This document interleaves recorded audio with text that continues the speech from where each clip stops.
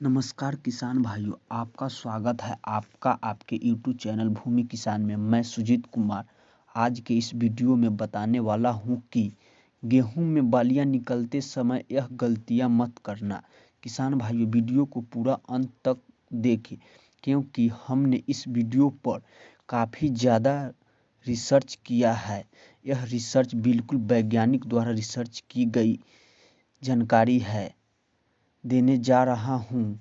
आप भी जानना चाहते हैं कि वैज्ञानिक विधि क्या है? इस वीडियो को पूरा देखें और नए वीडियो के नोटिफिकेशन के लिए चैनल को सब्सक्राइब लाइक जरूर करें। चलिए किसान भाइयों, वीडियो को शुरू करते हैं। किसान भाइयों ने गेहूं के बुआई अगेती में की थी या टाइमली की थी। अब उन सभी किसान भाइयों की गेहूं की फसल है उनमें बालियां निकलना शुरू हो गई है और गेहूं की फसल में बालियां निकल रही होती है या बालियां निकल चुकी होती है। यह जो समय होता है हमारी फसल के लिए सबसे ज़्यादा इम्पोर्टेंट होता है।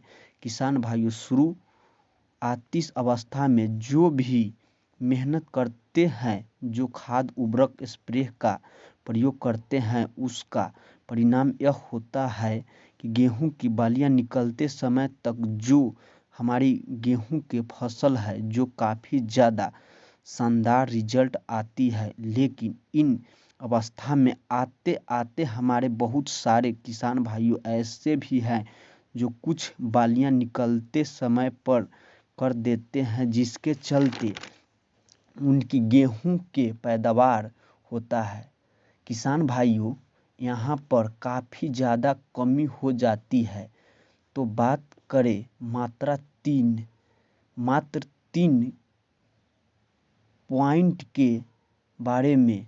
किसान भाइयों की बालियां निकलते समय हमें ये 3 पॉइंट हैं जिनको ज़रूर ध्यान रखना चाहिए, जिनमें से नंबर 1 पर है किसान भाइयों रोग बीमारी से बचाव करना। किसान भाइयों, जब गेहूं के फसल में बालियां आती है, साथ साथ में कुछ सारे जो रोग हैं वह भी आ जाते हैं, उनका भी अटैक करना आरंभ हो जाता है। तो बालियां निकलते समय हमें जो गेहूं की फसल है किसान भाइयों, उन्हें अच्छे तरीके से देखभाल करनी है।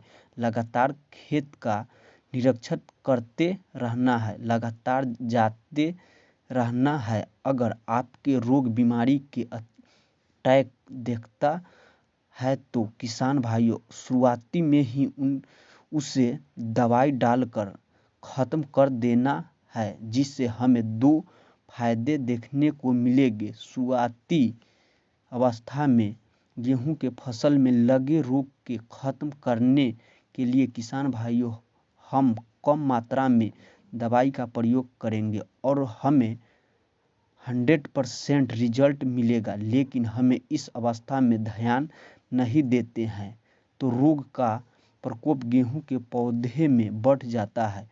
तो भविष्य में किसान भाइयों तो हमारा खर्चा भी बढ़ेगा और अधिक मात्रा में हम दवाओं का स्प्रे करेंगे। जो रिजल्ट होता है, जो हमें 100% उसका रिजल्ट मिलेगा, लेकिन इस अवस्था में ध्यान नहीं देते हैं तो रोग का प्रकोप हमारे गेहूं में बढ़ जाता है। तो भविष्य में किसान भाइयों हमारा खर्चा भी बढ़ेगा और अधिक मात्रा में दवाओं स्प्रे करेंगे। जो रिजल्ट होगा वे भी हमें 100% देखने को नहीं मिलेगा। तब सबसे पहले गेहूं के फसल की बालियां निकलते समय अच्छे से देखभाल करनी है, रोग बीमारियों से बचाना है। तो नंबर 2 पर किसान भाइयों एक ताकतवर स्प्रे का प्रयोग करना है। किसान साथियों, गेहूं के फसल में बालियां निकलते समय ही हमारे गेहूं के पौधे को कई सारे मुख्य पोषक तत्वों की आवश्यकता होती है।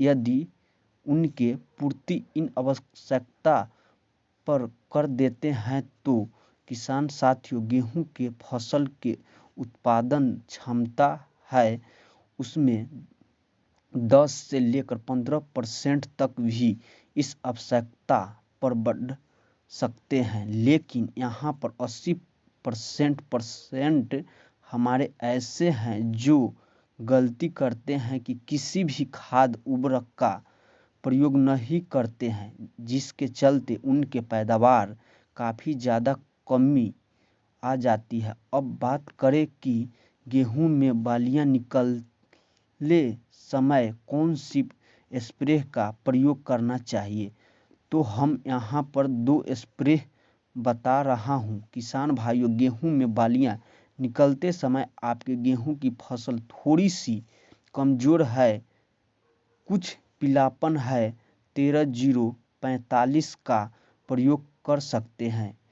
यहीं आपके गेहूं के फसल बालियां निकलते समय एकदम बढ़िया है या हरी भरी है तो 0-52-34 का प्रयोग जरूर करें।